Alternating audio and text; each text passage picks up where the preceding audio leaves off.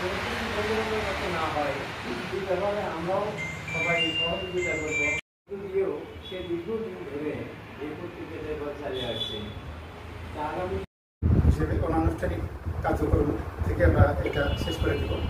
তো আমরা তিস্তামুখ পত্রিকাটি দীর্ঘ প্রায় 11 বছর হলো যাত্রা শুরু করেছি। হাঁটে হাঁটে পা পা করে তিস্তামুখের যাত্রা 11 বছর অতিক্রম করছে।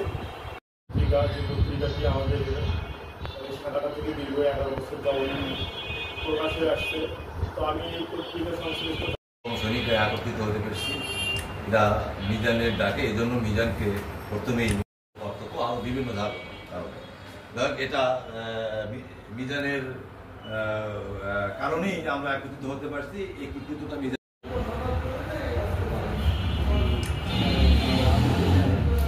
সংবাদপত্র জগতের প্রথম একটা পত্রিকা আসছিল সাপ্তাহিক। আশা করি সাগাটা ফুলছড়ি ও গাইবান্ধার মানুষের জন্য মুখের কথা কিন্তু যেন উঠে নিয়ে আসে, এই আশাটা থাকবে। আর দ্রুত যেন তিস্তামুখ পত্রিকা যেন তাদের অনলাইন ভার্সনটা যেন চালু করে, এটা আমি সম্পাদক মহোদয়কে আন্তরিকতার সাথে বলছি। কারণ এখন